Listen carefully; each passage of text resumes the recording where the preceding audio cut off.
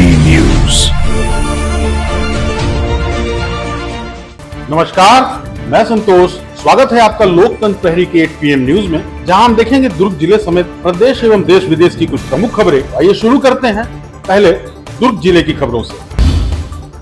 भिलाई के सेक्टर 6 में भिलाई इस्पात संयंत्र के नगर सेवाएं विभाग का बड़ा एक्शन जारी है। अनफिट घोषित ब्लॉकों को खाली कराया जा रहा है और साथ ही उनका ध्वस्तीकरण भी किया जा रहा है। एवेन्यू बी के ब्लॉक 6 और 8 में कार्रवाई के दौरान लोगों को वैकल्पिक आवास का लाभ लेने के लिए जागरूक किया गया।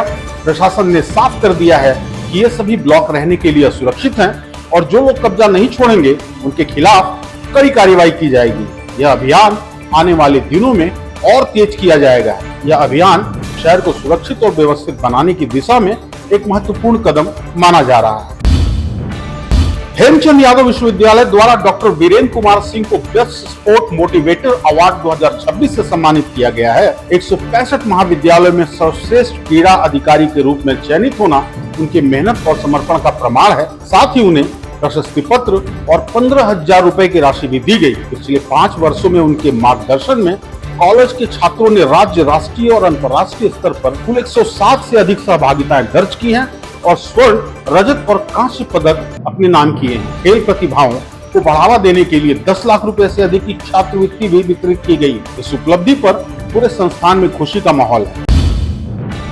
दुर्ग भिलाई में बढ़ती हत्या की घटनाओं के बीच एक सनसनीखेज मामला सामने आया है। कुर्सीपार थाना में आपसी रंजिश के चलते एक युवक की तगड़े से वार कर हत्या कर दी गई। मृतक की पहचान विक्रम सोना के रूप में हुई, जो फैब्रिकेशन का काम करता था। बताया जा रहा है कि आरोपी से किसी बात को लेकर पहले बहस हुई और फिर सुबह होते ही विवाद ने हिंसक रूप ले लिया। गंभीर हालत में परिजन घायल को सुपेला अस्पताल लेकर पहुंचे, जहां डॉक्टरों ने उसे मृत घोषित कर दिया।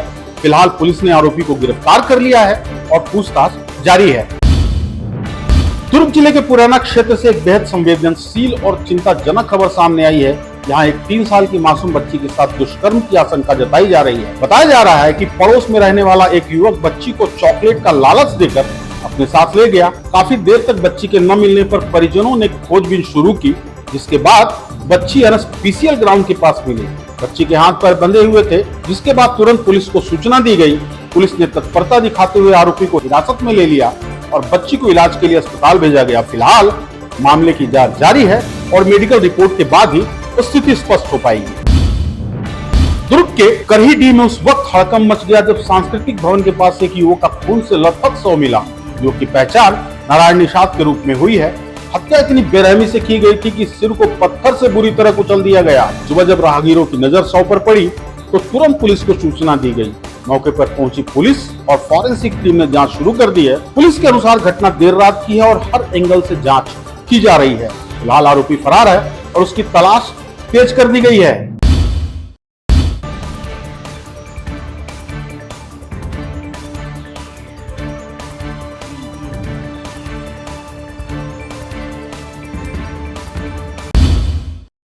अब नजर डालते हैं प्रदेश की खबरों पर। छत्तीसगढ़ में सुशासन दफ्तरों से निकलकर गांव-गांव पहुंचने वाला है। सुशासन तिहार 2026 एक ऐसा अभियान है जो सरकार और जनता के बीच की दूरी को खत्म करेगा। मुख्यमंत्री विष्णुदेव साय की पहल पर शुरू हो रहा है यह अभियान 1 मई से 10 जून तक चलेगा। ग्रामीण और शहरी क्षेत्रों में क्लस्टर आधारित शिविर लगाए जाएंगे, जहां लोगों की समस्याओं का तत्काल समाधान किया जाएगा। हर आवेदन का निराकरण अधिकतम 1 महीने में करना अनिवार्य होगा। भूमि विवाद, मनरेगा, भुगतान, प्रमाण पत्र, बिजली पानी, राशन, आयुष्मान, सब कुछ एक ही मंच पर। यह सिर्फ एक योजना नहीं बल्कि भरोसे और विकास का एक मॉडल है। श्रीनगर के शेरे कश्मीर इंटरनेशनल कॉन्फ्रेंस सेंटर में खेल मंत्रियों का 2 दिवसीय चिंतन शिविर शुरू हो गया है। इसमें केंद्र और राज्यों के बीच बेहतर समन्वय, खिलाड़ियों की पहचान और खेल अधोसंरचना को मजबूत करने पर फोकस किया जा रहा है। अरुण साव ने छत्तीसगढ़ की ओर से साफ साफ कहा कि राज्य खेल में समग्र विकास के लिए पूरी तरह प्रतिबद्ध है। नरेंद्र मोदी के विजन के अनुसार भारत को खेल महाशक्ति बनाने की दिशा में ठोस रणनीति तैयार की जा रही है। ओलंपिक पदक तालिका में भारत को शीर्ष 5 देश में लाने के लिए 2039 तक रोड मैप तैयार किया जा रहा है। साथ ही डोपिंग पर सख्ती, खेल नैतिकता और खिलाड़ियों के लिए सुरक्षित माहौल बनाने पर भी जोर दिया जा रहा है। गरियाबंद के उदंती सीता नदी टाइगर रिजर्व से बड़ी खबर सामने आ रही है, जहां वन विभाग ने अवैध अतिक्रमण के खिलाफ सख्त कार्रवाई की है। सीता नदी कोर रेंज के घुरवाल इलाके में 22 लोगों को गिरफ्तार किया गया है, जो कथित रूप से जंगल में कब्जा करने की कोशिश कर रहे थे। बताया जा रहा है कि ये लोग वन्य जीवों के प्राकृतिक आवास को नुकसान पहुंचा रहे थे। वन विभाग की टीम ने मौके पर पहुंचकर हालात को काबू में किया और सभी आरोपियों को हिरासत में ले लिया। प्रारंभिक जांच में खुलासा हुआ कि जंगल की जमीन को खेती के लिए तैयार किया जा रहा था, जिससे पर्यावरण को बड़ा खतरा हो सकता था। आपको बता दें कि इससे पहले महासमुंद में भी 94 हेक्टेयर वन भूमि से अतिक्रमण हटाकर 52 लोगों को गिरफ्तार किया गया था। लगातार हो रही कार्रवाई से साफ है कि वन विभाग अब सख्ती के मूड में है। छत्तीसगढ़ के कबीरधाम जिले से एक हैरान कर देने वाला मामला सामने आया है, जहां एक तरफ घर में शादी की तैयारी चल रही थी, वहीं दूसरी तरफ कानून ने दस्तक दे दी। किसान कांग्रेस के जिला अध्यक्ष रवि चंद्रवंशी को पुलिस ने उस वक्त गिरफ्तार कर लिया जो अपनी शादी के कार्ड बांट रहे थे। बताया जा रहा है कि 7 मई को उनकी शादी तय थी, लेकिन उससे पहले एक युवती ने गंभीर आरोप लगाते हुए शिकायत दर्ज कराई। शिकायत के अनुसार शादी का झांसा देकर करीब 10 साल तक शोषण करने का आरोप लगाया है। महिला थाना पुलिस ने तुरंत कार्रवाई करते हुए आरोपी को गिरफ्तार कर लिया। फिलहाल मामले की जांच जारी है। अब सवाल यह है कि क्या सच सामने आएगा और क्या पीड़िता को न्याय मिलेगा। मारवाही वन मंडल के जंगल जहां हरियाली होनी चाहिए कि वहां अब सिर्फ खूंट नजर आ रहे हैं। ये पर खूंटी बीट में पिछले 2-3 महीनों से लकड़ी तस्करों ने सुनियोजित तरीके से जंगल को निशाना बनाया। इलेक्ट्रॉनिक आरा मशीनों की मदद से सागौन और साल जैसे बेशकीमती पेड़ों को काटकर बाहर निकाला गया। स्थानीय ग्रामीणों का आरोप है कि उन्होंने पहले ही वन विभाग को सूचना दे दी थी, लेकिन कोई कार्रवाई नहीं हुई। जब मामला रायपुर तक पहुंचा तो फ्लाइंग स्क्वाड की टीम मौके पर पहुंची और 122 पेड़ों के टूट मिलने से हड़कंप मच गया। सबसे हैरानी की बात यह है कि इलाका वन मंडल मुख्यालय से महज 10 किलोमीटर की दूरी पर है। अब सवाल उठता है कि क्या अधिकारियों को इसकी भनक नहीं थी या फिर मामला कुछ और है। फिलहाल जांच जारी है और उम्मीद है कि जल्द बड़े खुलासे सामने आ सकते हैं।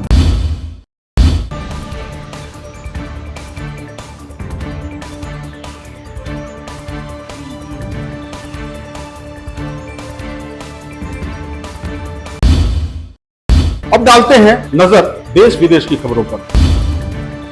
पश्चिम बंगाल में चुनावी माहौल गर्म है और इसी बीच प्रधानमंत्री नरेंद्र मोदी ने मथुरा ठाकुर मंदिर में पूजा अर्चना की।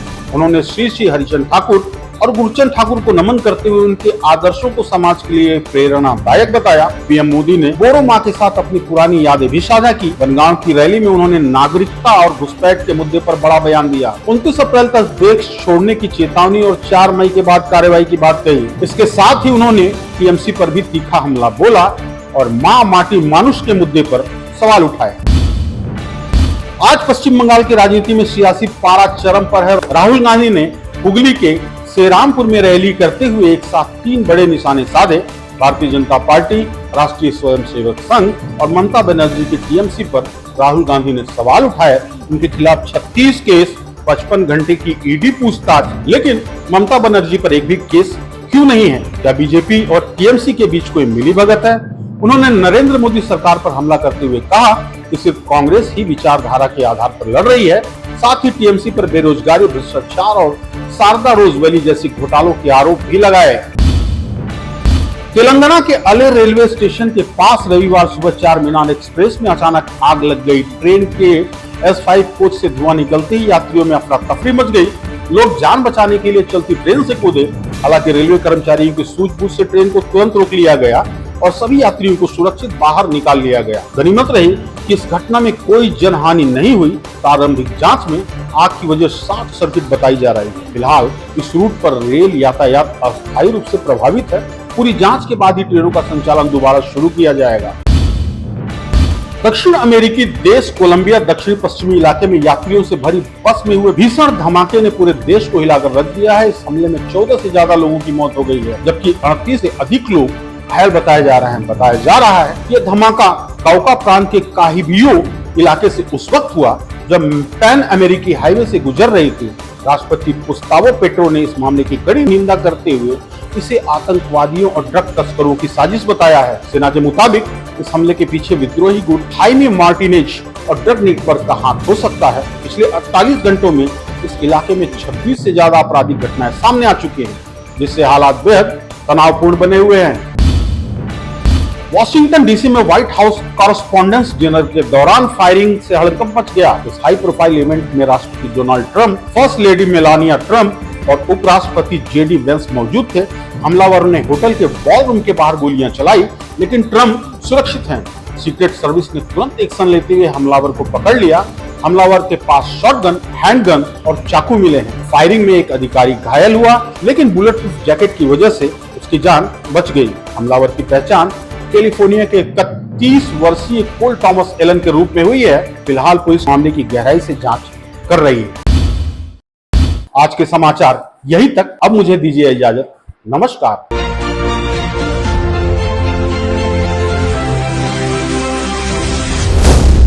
LP News. This program is sponsored by SR Hospital and Research Center.